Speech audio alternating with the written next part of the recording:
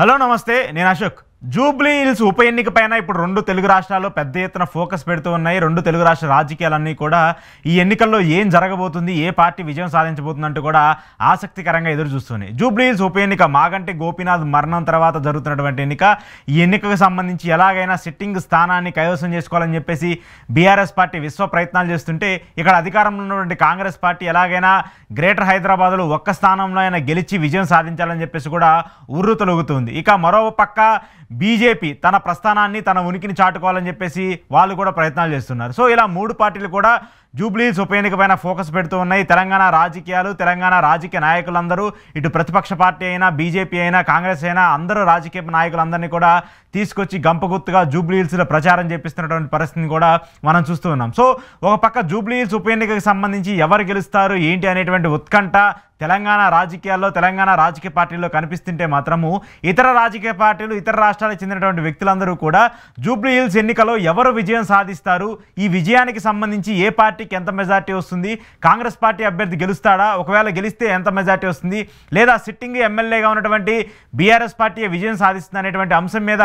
పెద్ద ఎత్తున బెట్టింగ్ జరుగుతున్నట్టు కూడా సమాచారం అవుతుంది. ఒక్క జూబ్లీ హిల్స్ ఉప ఎన్నికకు సంబంధించి ప్రస్తుతం ఇప్పటి వరకు నోటిఫికేషన్ విడుదలైన దగ్గర నుంచి, అభ్యర్థులు ఖరారు చేసిన దగ్గర నుంచి ఇప్పటి వరకు సుమారు 500 కోట్లకు పైగా బెట్టింగ్ జరిగిందని చెప్పేసి కూడా విశ్వసనీయ వర్గాల నుంచి సమాచారం అవుతుంది. ఈ బెట్టింగ్ అంతా కూడా ప్రముఖ వ్యాపారవేత్తలు, ప్రముఖ రాజకీయ నాయకులు, అలాగే ఏపీకి చెందినటువంటి అధికార పార్టీకి సంబంధించినటువంటి, కూటమికి సంబంధించిన పార్టీలకు సంబంధించినటువంటి ఎమ్మెల్యేలు కావచ్చు, మంత్రులు కావచ్చు, వాళ్ళందరూ కూడా జూబ్లీ హిల్స్లో ఏం జరుగుతుంది, జూబ్లీ హిల్స్లో ఏ అభ్యర్థి గెలుస్తాడు, ఏ అభ్యర్థికి ఎంత మెజార్టీ వస్తుందని చెప్పేసి వివరణలు తీసుకోవడమే కాకుండా సొంతంగా సర్వే ఏజెన్సీలను పిలిపించుకొని మరి వాళ్ళకి డబ్బులు ఇచ్చి అక్కడ సర్వేలు చేయించుకొని యాక్యురేట్ సర్వే ఎవరిస్తారో, యాక్యురేట్ సర్వేకి సంబంధించి ఏ అభ్యర్థి విజయం సాధిస్తారని చెప్పేసి చెప్తారో ఆ అభ్యర్థి పైన బెట్టింగ్ వేయాలని చెప్పేసి చాలామంది నేతలందరూ కూడా ఉవ్విరులాడుతున్నారని చెప్పేసి కూడా చెప్తుంది.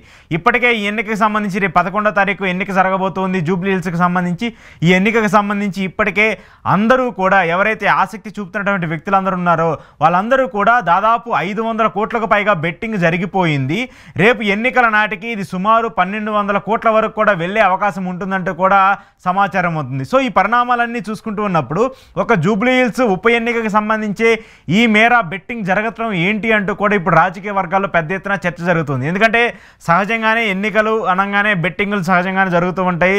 మనం చూస్తూ వచ్చాము. మొన్న అసెంబ్లీ ఎన్నికలకు సంబంధించి, పార్లమెంట్ ఎన్నికలకు సంబంధించి ఎవరు గెలుస్తారు ఏంటి ఇవన్నీ కూడా సహజంగానే అందరూ అనుకుంటారు. కానీ జూబ్లీ హిల్స్ ఉప ఎన్నికకు సంబంధించి ఇంత పెద్ద ఎత్తున హైప్ రావటము, అన్ని పార్టీలు కూడా దీనికి సంబంధించి ఫోకస్ పెట్టినటువంటి నేపథ్యంలో ఇక్కడ మెయిన్గా రెండు పార్టీల మధ్య చర్చ జరగటము, అటువైపు బీఆర్ఎస్ కావచ్చు, కాంగ్రెస్ పార్టీ. ఎందుకంటే ఇక్కడ సిట్టింగ్ ఎమ్మెల్యే స్థానంగా ఉన్నటువంటి బీఆర్ఎస్ పార్టీ, మరోపక్క ఇక్కడ కాంగ్రెస్ పార్టీ అధికారంలో ఉండి ఎలాగైనా అక్కడ సాధించుకోవాలని చెప్పేసి ప్రయత్నం చేస్తున్నటువంటి కాంగ్రెస్ పార్టీ. ఈ రెండు పార్టీల మధ్య తీవ్ర స్థాయిలో పోటీ జరగటము, రెండు పార్టీలు కూడా పూర్తి స్థాయిలో ఫోకస్ పెట్టి ఎలా అయినా గెలవాలని చెప్పేసి అనుకోవడం కూడా జరుగుతున్నటువంటి నేపథ్యంలో రాజకీయ నాయకులు, వ్యాపారవేత్తలందరూ కూడా జూబ్లీ హిల్స్ పైన డబ్బులు కుమ్మరిస్తున్నారు. కోట్లకు సంబంధించినటువంటి డబ్బులన్నింటినీ కూడా ఈ ముగ్గురు అభ్యర్థుల మీద ప్రధానంగా కుమ్మరిస్తున్నటువంటి పరిస్థితి కనిపిస్తుంది. అంటే ఇక్కడ బీజేపీని పెద్దగా మనం ప్రస్తావించుకోవాల్సిన పరిస్థితి లేదు. ఎందుకంటే మెయిన్ పోటీ మొత్తం కూడా బీఆర్ఎస్ అలాగే కాంగ్రెస్ పార్టీ మధ్య ఉండే అవకాశం ఉంటుందని చెప్పేసి అన్ని సర్వే ఏజెన్సీలు కూడా చెప్తూ ఉన్నాయి. సో సర్వే ఏజెన్సీలు అన్నీ కూడా బీఆర్ఎస్ వర్సెస్ కాంగ్రెస్గా పోటీ చెప్తున్నటువంటి నేపథ్యంలో అసలు దీపక్ రెడ్డికి ఎన్ని ఓట్లు వస్తాయి, బీజేపీ అభ్యర్థికి కనీసం డిపాజిట్ వస్తుందా, లేదంటే 20,000 ఓట్లు వస్తాయా, 30,000 ఓట్లు వస్తాయా, ఇలాంటి నెంబరింగ్ మీద కూడా బెట్టింగ్ కాస్తున్నటువంటి పరిస్థితి కనిపిస్తుంది. సో ఇలాంటి నేపథ్యంలో జూబ్లీ హిల్స్కి సంబంధించి రేపు ఎవరు విజయం సాధిస్తారనే దాని మీద కూడా తీవ్ర స్థాయిలో బెట్టింగ్ జరగటము, ఈ బెట్టింగ్కి సంబంధించి కోట్ల రూపాయలందరినీ కూడా దీని మీద అభ్యర్థులపైన కూడా కాయటం కూడా పెద్ద ఎత్తున ఆశ్చర్యానికి గురి చేస్తూ ఉంది. ఆశ్చర్యమే కాకుండా దీన్ని ఈ నెంబర్ వింటుంటేనే ప్రతి ఒక్కళ్ళు కూడా ఏంటి ఒక నియోజకవర్గం మీద ఈ రేంజ్లో, ఈ స్థాయిలో బెట్టింగ్ జరుగుతుందా అనేటువంటి ఒక ఆసక్తి కూడా చెప్తున్నారు. ఇప్పటివరకే 500 కోట్ల వరకు కూడా బెట్టింగ్ జరుగుతుందని చెప్పేసి చెప్తున్నప్పుడు మరి ఇంకా వారం రోజుల టైం ఉంది. ఈ వారం రోజుల్లో ఇంకెంత పెరుగుతుంది, ఇంకెంత పెరిగి ఈ యొక్క అంశానికి సంబంధించి ఈ నెంబర్ ఎంతవరకు చేంజ్ అవుతుంది అనేటువంటి ఒక చర్చ కూడా జరుగుతుంది. సో ఈ బెట్టింగ్ అంతా కూడా కొంతమంది ఏపీకి సంబంధించినటువంటి రాజకీయ నేతలు కావచ్చు, అలాగే హైదరాబాద్లో బిజినెస్ చేస్తున్నటువంటి వ్యాపారవేత్తలు కావచ్చు, అలాగే రాజకీయాల మీద ఆసక్తిగా ఉండి రాజకీయాల్ని సునిశ్చితంగా పరిశీలించేటువంటి వ్యక్తులు ఎవరైతే ఉన్నారో వాళ్ళందరూ కూడా జూబ్లీ హిల్స్ పైన విపరీతంగా డబ్బుల్ని బెట్టింగ్ వేసినట్టు కూడా అర్థమవుతుంది. మరి ఈ బెట్టింగ్లో ఎవరు విజయం సాధిస్తారు ఏంటి అనేది పక్కన పెట్టేస్తే మాత్రము ఇటు మూడు పార్టీలు కూడా తీవ్ర స్థాయిలో దృష్టి పెడుతూ ఉన్నాయి.